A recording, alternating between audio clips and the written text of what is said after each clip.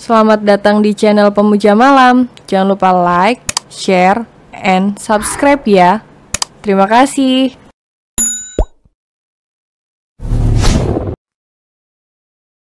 Episode 39 membuat hatinya berdenyut.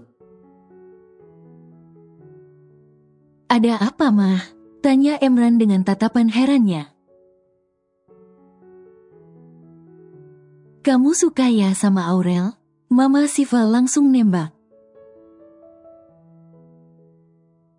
Emran bergeming. Mama Siva tersenyum sembari mengusap lengan putranya itu. Aurelia wanita yang baik dan sangat keibuan sama Atalah. Jika kamu memang menyukainya, sukailah dari hatimu bukan karena Aurelia begitu baik mengurus Atalah. Jangan menyukainya atas dasar karena wanita itu bisa mengurus dan dekat dengan Atalah. Dia wanita yang punya trauma dalam rumah tangga. Jika sekali lagi dia menemui pria yang memiliki maksud yang berbeda, hanya atas dasar membutuhkannya karena seorang anak, Mama bisa akan pastikan, Aurelia akan timbul antipati dengan seorang pria manapun. Dan sama saja kamu memercikkan luka kembali untuk Aurelia. Tutur Mama Siva. Pria itu menundukkan kepalanya dan mencerna omongan Mama Siva yang memang ada benarnya. Mama Siva kembali mengusap lembut lengan anaknya. Aurelia masih berumur 18 tahun, dan kamu sudah berumur 32 tahun. Tanyakan pada hatimu jika ingin mendekati Aurelia. Benarkah karena kamu menyukainya tanpa embel-embel di belakangnya? Dan juga jauh dari rasa kasihan.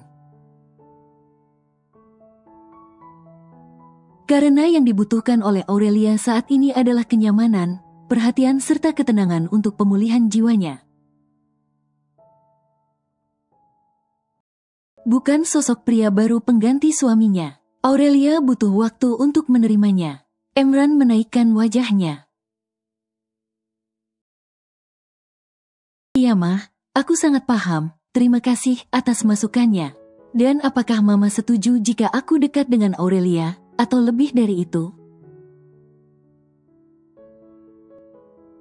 Wanita tua itu tersenyum hangat. Kamu sudah jatuh hatikah dengan Aurelia? Pria itu menarik sudut bibirnya. Seperti yang Mama sampaikan tadi, tanya hatimu dan insya Allah Mama pasti akan merestuinya. Jika kamu benar-benar serius dengan Aurelia, ucap Mama Siva kembali. Emran pun langsung memeluk tubuh Mama Siva dan mengecup ujung kepala wanita tua itu. Di hati pria itu ada kelegaan setelah mendengarnya. Karena berbekal dulu saat berhubungan sama Soraya, Mama Siva sempat tidak merestuinya. Jika ada restu dari seorang ibu, biasanya akan meringankan langkah seorang anak selanjutnya. Seperti yang akan dihadapi oleh Emran. Dan sepertinya untuk mengambil hati serta meluluhkan wanita seperti Aurelia butuh kesabaran tingkat tinggi. Pria itu terlihat senyum-senyum sendiri saat menikmati makan paginya.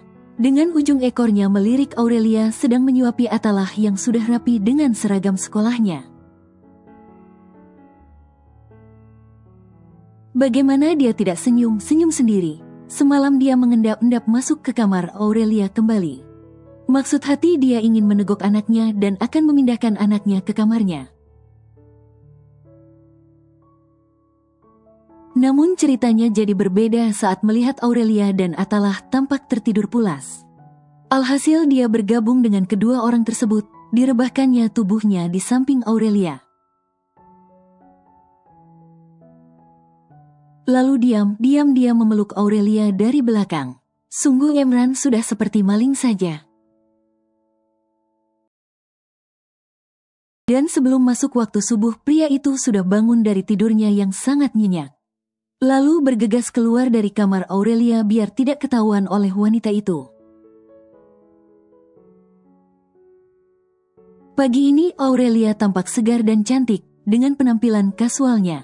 Celana jeans dipadu dengan kemeja warna merah muda, rambut diikat setengah ke belakang.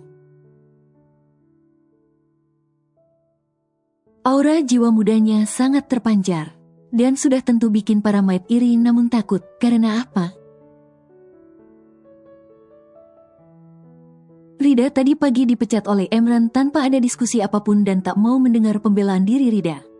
Karena melihat rekaman CCTV sudah jelas Rida sengaja menyenggol Aurelia. Jadi dengan kejadian yang menimpa Rida sudah bikin para maid yang lain syok. Dan harus menjaga sikap jika ingin tetap bekerja di mansion. Aurel jangan lupa ikut makan dan minum vitaminnya, ucap Emran.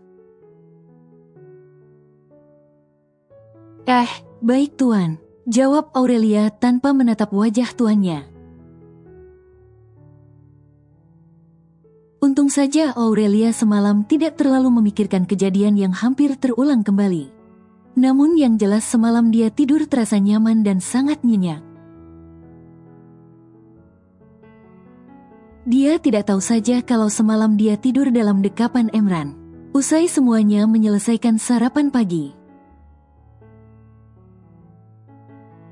Emran seperti biasa akan mengantar Atalah ke sekolah ditemani oleh Aurelia. Sepanjang perjalanan lebih dominan Atalah yang menguasai Aurelia ketimbang Emran. Pria dewasa itu hanya bisa menghela napas beratnya dengan diam-diam melirik wanita muda itu. Abang belajar yang pintar ya, ingat perhatikan Bu Guru kalau sedang menjelaskan. Pinta Aurelia sembari memasangkan tas ransel milik Atalah ke punggung majikan kecilnya. Oke Mbak Aurel, Ata akan perhatikan Bu Gurunya. Jawab Atalah dengan tersenyum lebar. Aurelia yang masih mensejajarkan dirinya setinggi Atalah, mengusap pipi bocah itu lalu mengecupnya dengan lembut. Kemudian bocah itu salim pada Aurelia lanjut ke dedinya. Emran dan Aurelia melambaikan tangannya bersama-sama saat Atalah sudah disusul oleh gurunya. Dan dibalas dengan lambai riang dari bocah tersebut. Wajah Atalah terlihat sangat bahagia ketika sekolah diantar oleh Aurelia dan Emran. Hati anak kecil memang tidak bisa dibohongi, jika dia menyukai sesuatu maka akan terpancar di wajahnya. Usai itu, Emran kembali melirik Aurelia. Sekarang kamu ikut saya ke kantor, pengacara ingin bertemu denganmu, pinta Emran.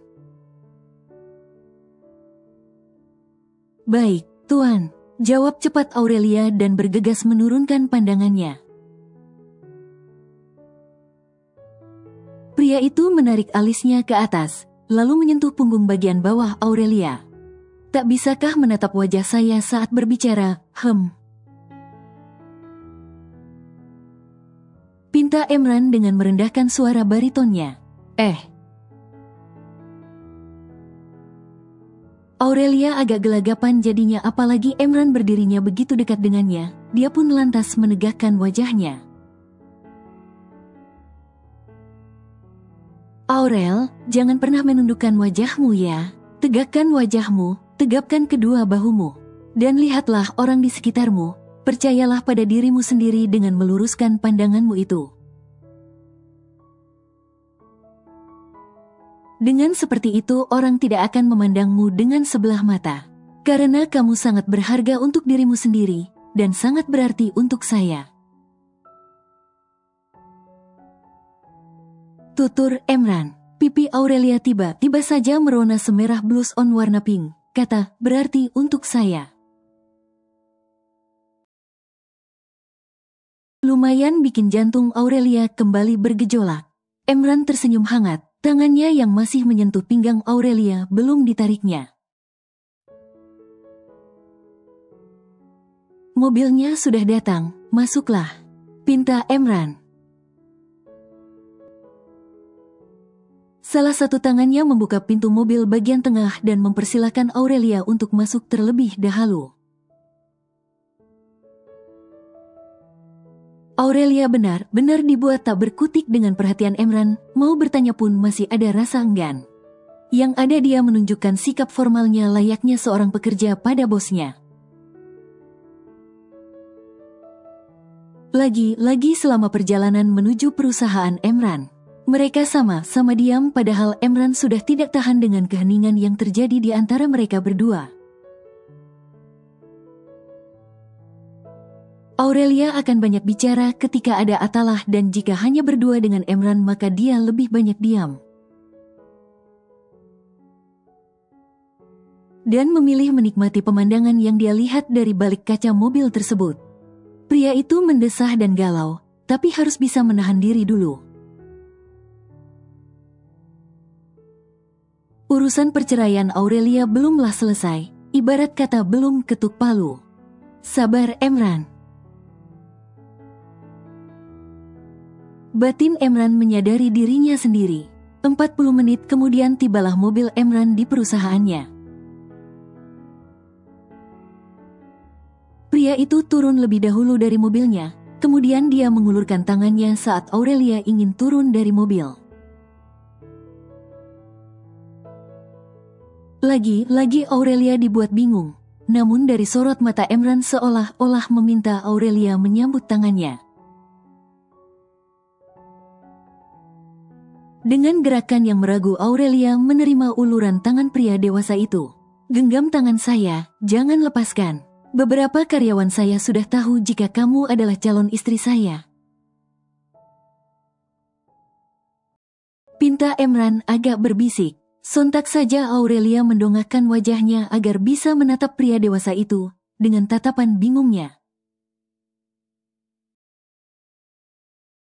Jangan terlihat bingung Aurel. Saya udah pernah mengumumkan saat rapat kan, masih ingat kan? Saat berkata salah satu tangan Emran merapikan surai Aurelia yang sempat tertiup angin. Lalu diselipkannya ke belakang telinga Aurelia. Entah kenapa sentuhan lembut yang diciptakan oleh Emran membuat hatinya berdenyut. Tapi, Tuan. Emran mengulas senyum hangatnya kembali. Angkat wajahmu, tersenyumlah, jangan tundukkan pandangmu, kamu sangat berarti untuk saya. Pinta Emran. Sungguh kalimat Emran terkesan ambigu buat Aurelia. Dia hanya bisa melihat tangannya sudah digandeng oleh pria dewasa itu. Mau tidak mau langkah kakinya mengikuti langkah kaki Emran agar seirama. Suasana baru apalagi yang Aurelia rasakan. Ketika mereka berdua melangkah masuk ke dalam lobi, beberapa karyawan menyapa mereka dengan rasa hormatnya. Aurelia jadi agak bingung, namun berusaha membalas senyuman dan sapaan dari para karyawan Emran. Diam-diam tangan Emran yang menggenggam tangan Aurelia, jempolnya mengusap lembut jemari wanita itu. Seolah-olah memberikan semangat untuk melewati apa yang kini Aurelia hadapi, yaitu belajar untuk percaya diri. Dari kejauhan tampak asisten Emran menghampiri mereka berdua. Selamat pagi Tuan Emran dan Nona Aurel, pengacara Louis sudah menunggu. Lapor Adam, sembari melirik genggaman tangan tuannya tersebut. Romannya ada yang udah jadian nih. Wah bentar lagi Atalah bakal punya momi muda nih. Batin Adam. Aurelia terlihat risih melihat tatapan Adam. Gara-gara hal itu dia ingin lepaskan tangannya dari tangan Emran. Tapi tak bisa saking eratnya seperti ada lem. Ruang CEO. Emran tak sedikit pun melepaskan genggaman tangannya, sampai mereka bertiga tiba di ruangan Emran. Ada rasa canggung yang menyelusup hati Aurelia. Apalagi melihat tatapan sekretaris Emran yang sangat terlihat cantik dan seksi. Ayo masuk, apa yang kamu lihat, Tanya Emran sembari mengikuti lirikan Aurelia menuju meja sekretaris. Lamunan Aurelia buyar dan kembali menatap pria yang ada di sampingnya. Ah, gak lihat apa-apa kok, Tuan. Jawab Aurelia, dia pun kembali mengikuti langkah kaki Emran. Mary, sekretaris Emran, ujung ekor matanya mengikuti bosnya. Jadi benar kalau Pak Emran sudah punya calon istri, wah bakal makin panas dong jika Nyonya Soraya tahu. Gumam Mary sendiri, tidak memperhatikan kehadiran Adam. Adam yang memperhatikan sorot mata Mary, mengetuk meja kerjanya. Pak Adam. Mary mendongakkan kepalanya karena suara ketukan tersebut. Kamu jangan sesekali bikin ulah jika masih mau bekerja di sini. Dan juga bukan urusanmu kalau Pak Emran sudah memiliki calon istri. Sekarang kamu panggil pengacara Louis, antarkan ke ruangan. Titah Adam dengan tegas. Baik Pak Adam. Jawab patuh Mary. Segera bangkit dari duduknya untuk bergegas ke ruang tunggu. Wanita itu juga tidak mau cari gara-gara, tapi dia punya pekerjaan tambahan yang lumayan uangnya. Yaitu memata-matai bosnya untuk dilaporkan ke Soraya. Dasar sang mantan istri masih mau tahu gerak-gerik mantan suaminya. Beberapa menit kemudian diantarkanlah pengacara Louis ke dalam ruangan CEO. Dan kini Aurelia berhadapan dengan pengacara yang ditunjuk oleh Emran untuk mengurus perceraiannya. Baiklah Mbak Aurelia, di sini saya ingin menyampaikan jika berkas dan bukti sudah didaftarkan ke pengadilan agama. Dan sepertinya suami Mbak Aurelia akan dapat surat panggilan untuk persidangan lusa. Dan sekarang untuk memperdalam kasus KDRT yang dialami, saya ingin bertanya bolehkah? Ini menyangkut investigasi dan bahan saya di pengadilan. Karena di pengadilan pun Mbak Aurelia akan dipertanyakan dengan sejujurnya. Tanya pria bermata sipit itu. Bercerita berarti membuka lukanya kembali. Emran yang sengaja duduk di samping Aurelia mengusap punggung wanita muda itu dengan lembutnya. Dan hal itu mampu membuat Aurelia menolehkan wajahnya. Ceritakan pelan-pelan saja, jika kamu merasa sedih menangislah. Ini semua untuk memudahkan kamu menyelesaikan masalah rumah tanggamu dengan Davi. Begitu hangat ucap Emran, tak ada tuntutan. Namun sedikit memberikannya untuk dia tidak takut atas traumanya sendiri. Pria dewasa itu tersenyum hangat. Tangannya yang membelai punggungnya kini turun dan beralih menggenggam tangan wanita itu. Kami pasti mampu untuk bercerita. Jangan takut, saya ada di sampingmu. Lanjut kata Emran. Senyum tipis akhirnya terbit dari wajah Aurelia, dan akhirnya wanita muda itu kembali menatap pria bermata sipit itu. Dengan aliran kekuatan dari Emran, satu demi persatu Aurelia bercerita kisah rumah tangganya. Sementara itu di rumah sakit. Kondisi untuk pasien atas nama Faisa dan Davi sudah diperkenankan untuk pulang. Dan sudah tentu Faisa mengamuk-ngamuk pada keluarga Davi kembali. Aku tidak mau tahu, pokoknya aku pulang ke rumah Mas Davi. Itu adalah rumahku, dan harus jadi milikku. Kalau Mas Davi menceraikanku maka aku minta rumah mewah itu. Maki Faisa yang saat ini sudah berkemas untuk keluar dari rumah sakit. Namun sebelumnya dia bersama kamar mantan suaminya.